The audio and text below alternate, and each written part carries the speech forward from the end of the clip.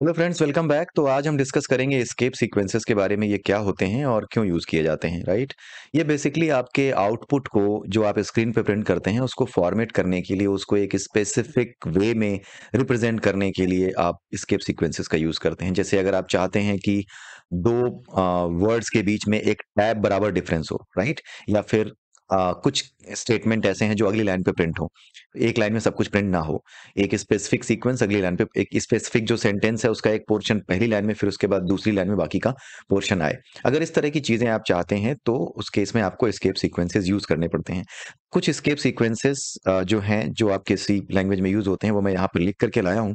इसमें से slash N आप यूज कर चुके हैं, अगली लाइन पे प्रिंट करने के लिए इसका यूज किया जाता है। स्लैश टी, ये हॉरिजॉन्टल टैब होता है। जैसे अगर आप यहाँ पे ए लिखते हैं और उसके बाद टैब दबाते हैं तो बी आता है यहाँ पे। जैसे अगर मैंने लिखने की कोशिश की बी, तो वो यहाँ पर आ गया, राइट। उसके बाद टैब दबाएंगे तो फिर सी यहाँ पर आता है। तो टैब की जो स्पेसिंग होती है ना, दैट इज आपकी जो है 5 स्पेसेस के बराबर होती है, राइट। 5 स्पेसेस के बराबर एक टैब होता है बाय डिफॉल्ट, राइट। तो अगर हम स्लैश टी यानी कि टैब्ड वे में अपना आउटपुट दिखाना चाहें तो हम वो कर सकते हैं, राइट। लाइक जैसे प्रिंट एफ करते हैं और यहाँ पे मैंने यहाँ पर लिखा विकास, और उसके बाद चाहता हूँ कि जो मेरा एज है, मेरा जो डेट ऑफ बर्थ है, वो एक टैब के बाद दिखाई दे। 25 मार्च 1983, राइट। ये मेरा एक टैब के बाद दिखाई दे, राइट। उसके बाद मेरा जो एड्रेस है वो अगली टैब के बाद दिखाई दे। जैसे यहाँ पे आ गया नोएडा, ठीक है।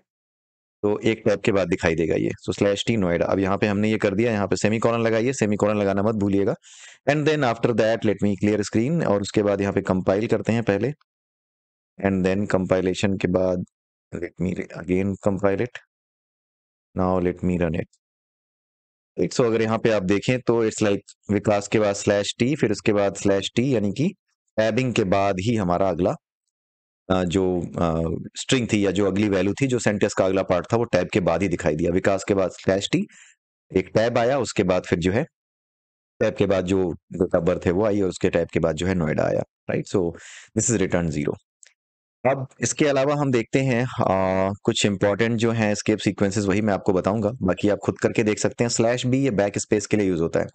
जैसे मैंने यहाँ पर अपना नाम लिखा, सपोज विकास कुमार शाक्या, राइट। अब मैं चाहता हूँ कि के को उड़ा दूं, ये जो लिखा है इसको हटा दूं। कैसे हटाते हैं? हम बैक स्पेस दबा के हटाते हैं, राइट। सो जो हम बैक स्पेस से काम करते हैं ना, ठीक वही काम हमारा क्या करता है, स्लैश बी करता है। तो स्लैश बी जहां पर भी है उसके पहले जो भी कैरेक्टर होगा उसको डिलीट कर देता है। जैसे के के पीछे मैंने स्लैश बी लगा दिया, तो स्लैश बी ये के को गायब कर देगा, विच मीन्स के यहाँ से चला जाएगा और बचेगा क्या, एस एच ए वाई है, यानी शाया बचेगा। So let me compile it, CLS, और यहाँ पे कंपाइल करके देखते हैं, and then okay let me again compile it. Vikas Kumar Shaya, ये देखिए यहाँ से गायब हो गया, ठीक है, क्योंकि मैंने बैक स्पेस यहाँ पे लगा दिया। उसके अलावा आइए आगे देखते हैं और क्या है। Slash R, carriage return. Carriage return क्या होता है? सपोज आपने विकास कुमार शाया लिखा, साक्या लिखा। अब यहाँ पे स्लैश ए जो लास्ट वाला कैरेक्टर है उससे पहले मैंने स्लैश आर लगा दिया, ठीक है। स्लैश आर अगर हमने लगा दिया तो उस केस में क्या होता है, ये जो ए है ना, वो लाइन फीड का काम करने लगता है। ये ए यहाँ से हट जाएगा, आउटपुट कुछ ऐसा आएगा। ये यहाँ से हट करके क्या आ जाएगा, यहाँ पे आ जाएगा, पहले कैरेक्टर को रिप्लेस कर देगा। एक कैरेक्टर जा रहा है पीछे से, तो एक कैरेक्टर आगे का जो है उसको रिप्लेस करेगा। तो ए यहाँ पे अगर विकास लिखा हुआ है तो AIKASH होगा, फिर उसके बाद कुमार होगा, एंड देन उसके बाद SHAKY, इतना आएगा आउटपुट, राइट। SHAKY ये आउटपुट आएगा। आप समझ गए कि क्या आएगा। सो ये स्लैश आर जो है वो कैरियज रिटर्न लाइन फीड का काम करता है, यानी कि ये लाइन में इनिशियली जाकर के फीड हो जाता है, ठीक है। कैरियज रिटर्न होता है ये। तो अब अगर मैं इसको चलाऊं, यहाँ पे आपको कंपाइल करके दिखाता हूँ, और उसके बाद टेस्ट EXE, तो यहाँ पे आप देखिए AIKASH, तो जो ए है वो यहाँ से उठा, लास्ट वाला ए, और स्टार्टिंग के एक कैरेक्टर को रिप्लेस कर दिया। अगर यही स्लैश आर मैं आपको सपोज यहाँ पे लगा दूं, के से पहले लगा दूं स्लैश आर, तो होगा क्या, ये जो KYA है, ये स्टार्टिंग के यानी इसी लाइन के पहले 3 कैरेक्टर्स को, लास्ट के 3 कैरेक्टर, ठीक है, इसी लाइन के पहले 3 कैरेक्टर को उड़ा देंगे और उसको रिप्लेस कर देंगे अपने आप से, KYA। सो यहाँ हो जाएगा KYAASH, फिर कुमार SHA, इतना आएगा। So let me compile and show it to you.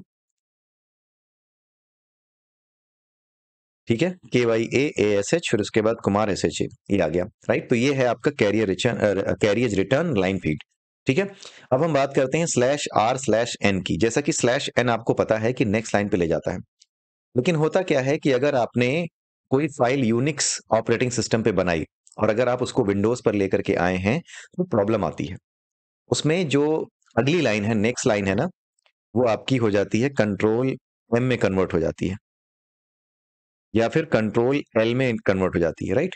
इस तरीके से कन्वर्ट हो जाती है कंट्रोल L या कंट्रोल M में, आम, जो आपका नेक्स्ट लाइन है।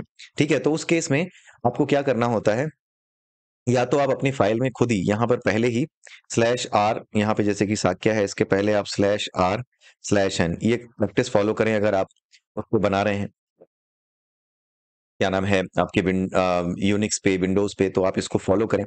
अदरवाइज क्या है कि आप ये याद रखें कि /r/n ये विंडोज पे सही काम करता है, यूनिक्स पे भी सही काम करेगा, अगली लाइन पे ही ले जाएगा।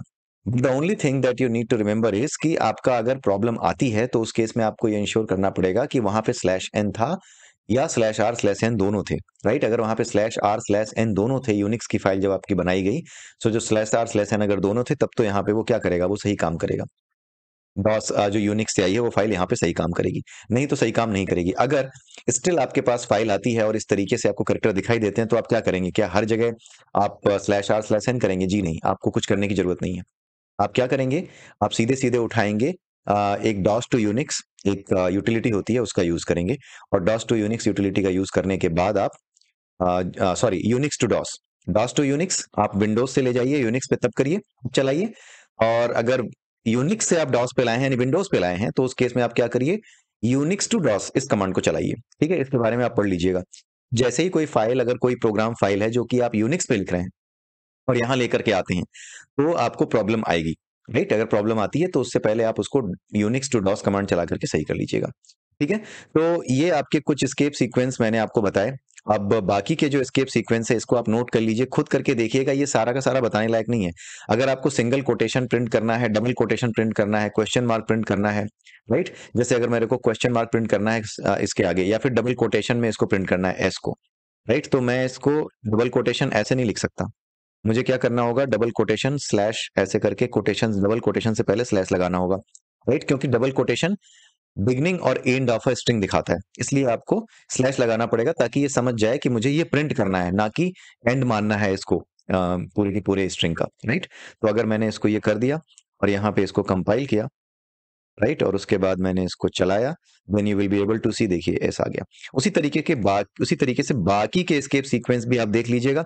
इसमें /f इसको छोड़ दीजिएगा, ये आप जो नीचे के दो हैं इसको छोड़ दीजिएगा, ये /f और ये जो x/h और /n है इसको आप छोड़ दीजिएगा।